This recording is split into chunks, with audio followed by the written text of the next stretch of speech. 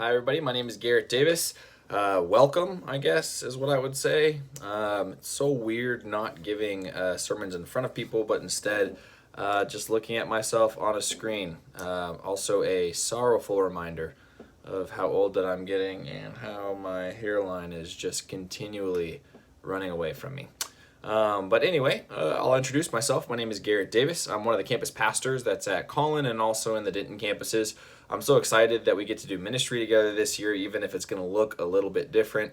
Typically, by this point in the year, I would have already met a ton of students and gotten to know them and gotten to see all these different faces. But some of you are probably only seeing me now for the first time. Unfortunately, you'll have to see a little bit of me this year. But I'm really happy that at least in this way we'll get to relate to one another and get to kind of speak into what's going on in our community at any given time. We're planning to do this every week. In fact, this is in large part what this first message is about this week. We want to let you guys know exactly what's going on in the ministry, exactly what we're planning on doing, and then give you a good idea of what ministry looks like moving forward. So we're doing this whole thing in one cut. If you guys are new to Focus, we are not especially gifted in the polishing or the polished, fine speaking, big event kind of thing. What actually that's gonna play to our advantage this year, I think.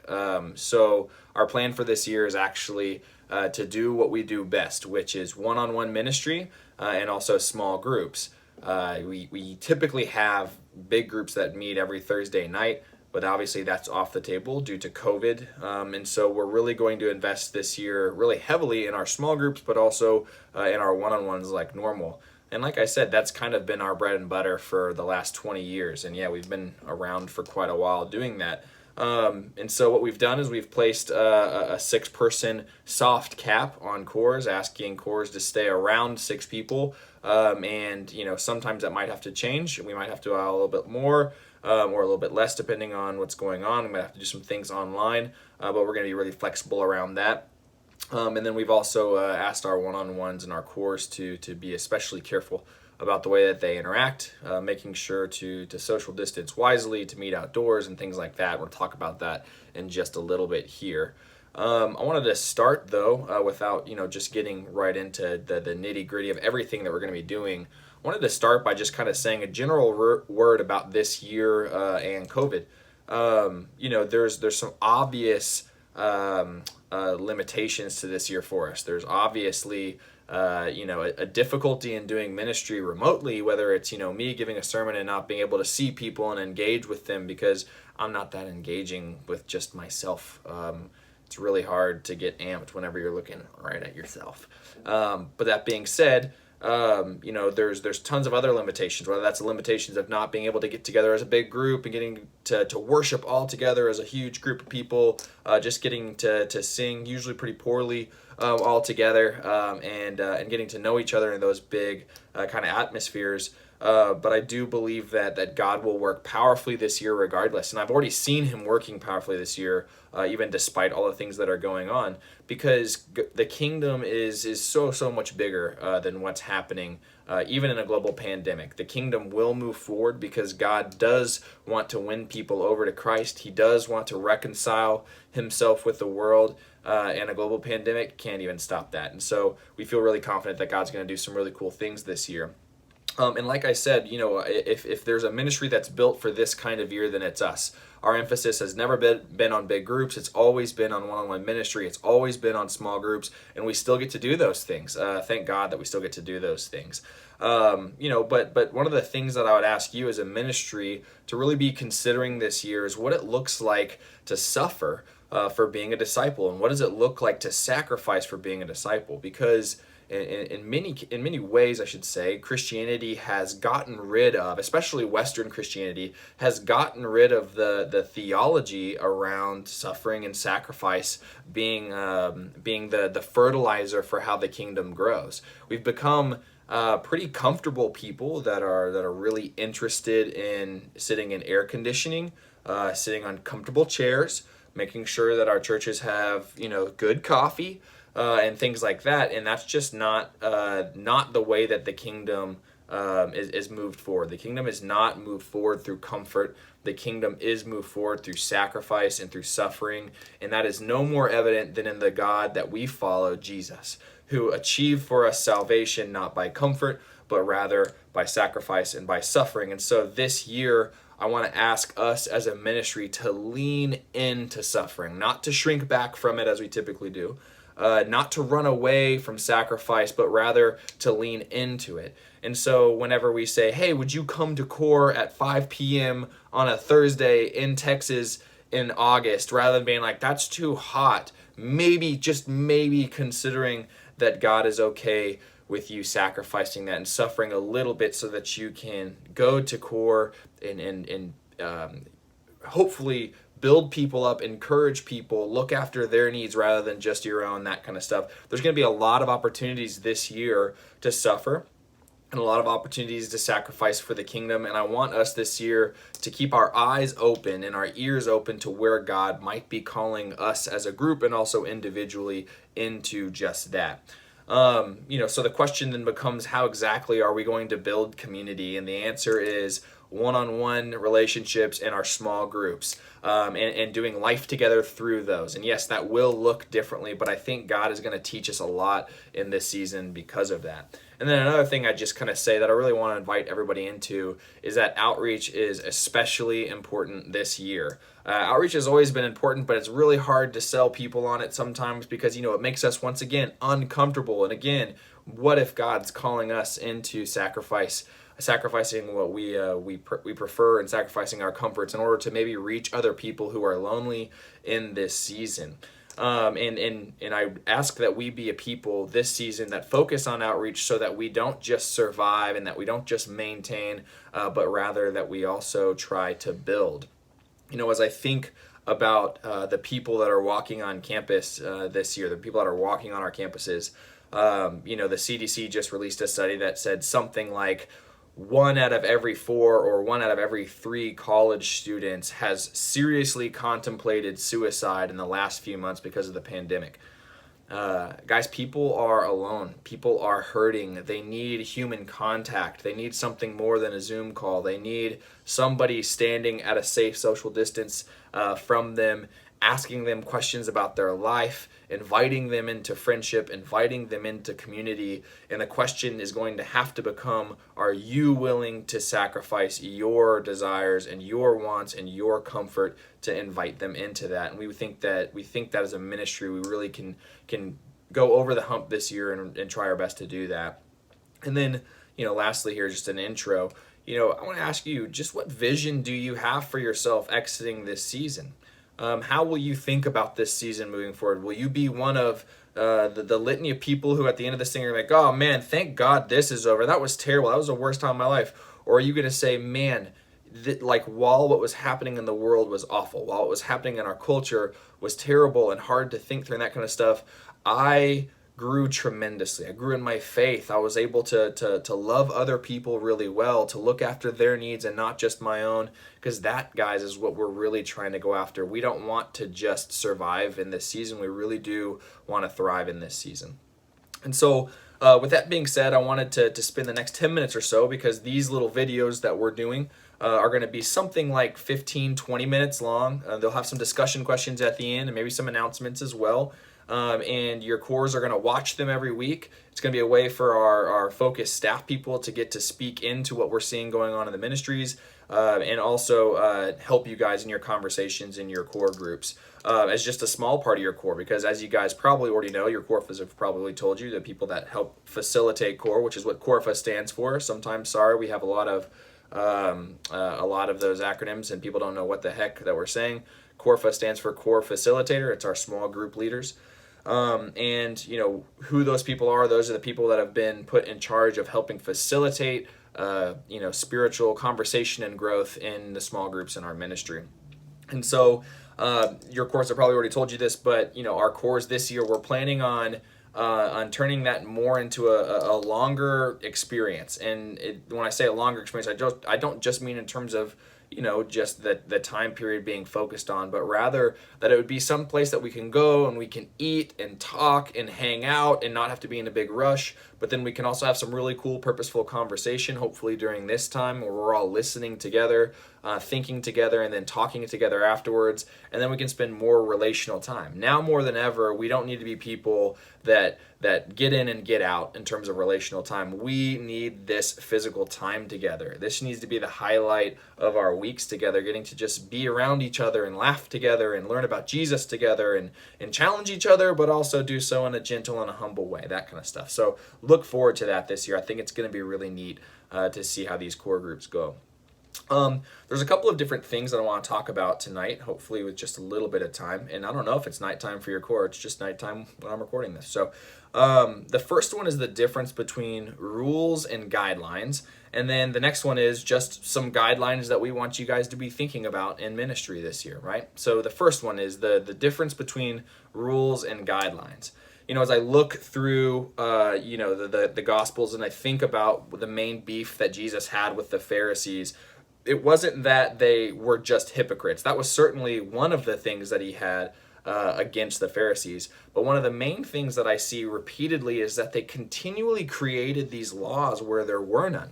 They continually put weight on the backs of people, so to speak, and then did nothing to help them lift him. They actually accused God of wanting more than what God actually wanted. And as a result, they created this impediment to people entering into the kingdom. And in general, Pharisees want rules. They want to be told what to do and exactly what to do and when to do it. And that way, their righteousness can never be in question. But disciples are not especially interested in rules because wisdom isn't a set of rules. It's a devotion to the values of Christ. I'm going to say that again. Wisdom is not a set of rules. It's devotion to the values of Christ. Disciples don't just follow the rules. They have to do the hard work of considering Jesus, thinking about his life, thinking about what he would do and what he wouldn't do. Disciples have to humbly ask for advice. They have to pursue the Spirit's guidance and prayer and then move forward in wisdom the best way they know how, which can be really different and look really different in different circumstances. And so campus pastors, and we as campus pastors are not interested in giving you a set of rules this year for COVID. The government is perfectly capable of doing that, and the school is very capable of doing that, and we'll let them do that. What we're interested in is pointing you towards Jesus by saying, here are some godly guidelines to live by in a season like this. Here are some guidelines that you guys can think of. And our interest is in no way to control you, because as a 34-year-old professor and campus pastor, I don't really gain a lot from being able to tell college students what to do. Maybe there are some professors that do that. I can guarantee you I am not one of those professors. I do teach, by the way. I don't think I mentioned that. I teach at UTD. But that's not us, and that's not the heart of our staff. Our staff this summer gathered every week. Whether it was on Zoom or socially distanced outside, we gathered to speak specifically about this for months, to think through for our ministry. Man, what constitutes wisdom in a time like this? What does it look like for our students to be able to move forward safely, but also to take necessary risks to follow Jesus and to offer Jesus to people that are hurting and alone? And that's really what we came up with. And are we right all the time? Heck no. My wife is in the other room. She will tell you how often that I am wrong. And the truth is that, we might not have the best guidelines, but our guidelines have been prayerfully thought out.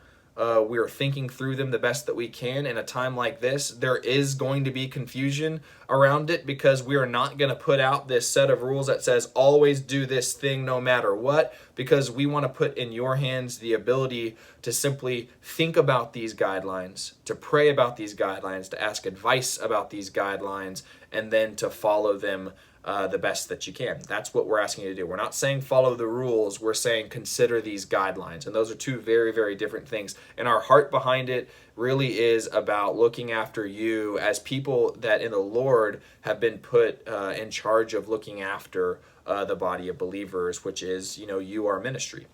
And so the question then becomes, what are those guidelines? What are those guidelines for this year? And none of them, I don't think, or maybe I'm wrong, there are always some people that want to get mad. I don't think any of these guidelines are especially crazy. So I'll just share them with you real quick. The first one is look out for other people and not just yourself. We have to be people that are considering what constitutes a necessary risk. Oftentimes we're just thinking about ourselves and the way that we do certain things. Whenever I hear about, certain things that people are doing, I'm like, wait a second, like how is what you're doing or what you want to do looking after the people that are around you? Because it seems to me that you're just trying to do what is the easiest course of what you prefer, that kind of stuff. So the first guideline is the most important one. It's look after other people and not just yourself. That's a pretty simple one. And all the things that you do, ask yourself the question about whether you're really looking after other people or just yourself. The second one is be willing to speak up, but do so gently. And also be willing to be the person who is wrong yourself. In other words, be bold, but also humble. Be somebody who's willing to say, hey guys, this might not be a good idea. I could be wrong, but I don't know if it's a good idea that 4 of us are riding in a car just because it's convenient, as opposed to us all driving separately, which I understand is very inconvenient. Or I don't know why we are meeting inside whenever, it's a little bit hot outside, but we should probably meet outside even, just for people's safety and things like that. So that's something that we have to be aware of as well. The next one I would just say is maybe arguably the best cover of all of our bases is just to have grace for one another and to be flexible and patient in this season. There's already there's the rule followers amongst us that are already so upset that there hasn't been this, really strong list of rules that have been put out. Maybe they already disagree with the rules and focus rules this. And I'm like, whoa, like what are you talking about? We've put out guidelines because we're not going to just say nothing. Hey, everybody just do whatever you think is best. Yeah, that sounds right. But we're also not going to say, hey, please sign, this 80-page document outlining everything that you must do on a daily basis. We're trying to do our very best, just like you guys are trying to do. If the world governments are in a absolute tizzy about what to do about COVID, then I think it's safe to say that your focus staff is not above that. We might make one decision 1 month and then be like, wow, actually, this is not playing out the way that we thought it would, so we need to make an adjustment. That doesn't constitute foolishness, it constitutes wisdom. But if you just are looking at it from a rules perspective, why did you change the rule? Then of course it doesn't make any sense. But if you look at it from the sake of Christ, and if you would do what Jesus said to the Pharisees, which is he says, stop judging by mere appearances and make a right judgment, then perhaps it would make a lot more sense. The next thing is obviously, the next guideline is an obvious one, but I want to remind us of it, is that we need to be prayerfully asking for the Spirit's guidance in our lives and all the decisions that we make, but then we also need to be seeking advice from other people who we've seen the outcome of their way of life, and we really want to imitate their faith. So make sure that you're asking for advice in this season. What's wise, what's not wise, that kind of stuff. And then finally, the last guideline is a simple one. In everything, ask yourself what Jesus would do and what Jesus would say, and then do that thing. As a culture, specifically within Christianity, we've somehow become postmodern. We've become, we're past the whole thinking about what Jesus would do, and now we're thinking about, what it is that we suppose that the newest, Christian, guy to come on the scene and talk about politics and faith and all that kind of stuff. What is it that he would do? But we have to go back to the Gospels. We have to go back to Christ and say, what is it that Jesus would do and what is it that Jesus wouldn't do? And then we have to be people that are willing to do that. And I already know that there's a whole, movement amongst some of you weirdos, wearing the WWJD bracelets, and I won't say any names. But you're welcome to wear those because I do think they capture a very real reality here that especially in a time like this that's so confusing, we need to ask ourselves, what could we see Jesus doing? And for many of us, we need to read more of the Gospels to know what the answer to that question really is, and I want to invite you to do that as well. So some questions for discussion tonight, and then I'm going to give you a little bit of announcements and let you go. Number 1, what's been the most difficult thing for you to think through during this season? All right, so what's been the most difficult thing for you to think through during this season? Number 2, what do you think some necessary risks might be? I mentioned necessary risks. What do you think some of those might be in your life? And then 3, which guideline do you think is the hardest for you to naturally follow? And I'll post the guidelines here for your Corfas to look at, and they can share it and repeat them to you guys. But which guideline do you think is the hardest for you to naturally follow? All right, a couple announcements, maybe 30 seconds, and I'll let you go. Number 1, and most importantly, you heard me talk about one-on-ones. The thing that we do for one-on-ones starting out for most people is a Bible study. It's a 10-week Bible study called Focus on Jesus. It's completely online, and your Corpus can show you how to get there, hopefully. But it's something that we ask our students to do with one another because oftentimes in a friendship, it's either a friendship between two people that are completely purposeless, or it's just this kind of like, oh, I know that person from church, and this is bridging the gap here. It's the idea of creating purposeful friendships. And so you look at the life of Jesus together, you look at scripture together, and you get to ask each other some really meaningful questions and develop a really deep friendship. That's what we're going for in a Fodge. So if somebody asks you to do Fodge or FOJ or Foj, whatever they call it, you should say, yes, for sure, 100%, when do we start? And then you set up a regular weekly time and then you do it. It's pretty simple, all right? So get to know people at a really deep level. That's what that's all about. And then the second one is giving. Obviously, we are still as a ministry going to need income in order to still do campus ministry. Our focus staff fundraises from other people, not from our students typically, even though some students decide to join focus staff people support teams. We raise our own salaries, but still we want students to give so that they can provide for the campus needs in terms of the different costs that are associated with running a campus ministry. And so we want to ask you guys to really think about giving generously this year and what that looks like. And I will just kind of say that this is one of those things that does mark and does, in some way set apart the difference between an immature and a mature disciple of Jesus is where does our money go? Then our heart will be there also, right? And so if you want to give, go to anyfocus.org/donate. That's anyfocus.org/donate. And I would highly encourage setting up recurring giving, but you can also set up a one-time giving there and do so with a credit and debit card, although I would strongly advise against doing that if you are in debt currently, all right? Because we're not trying to drown anybody in debt. So yeah, that's, I think that's all I have for tonight. We went 22 minutes. Hey guys, it's a work in progress. I'll try to cut it and not be so long-winded, even though I felt like I was speaking a million miles an hour. All right, so you guys have a great conversation, good discussion, and we'll see you guys next week.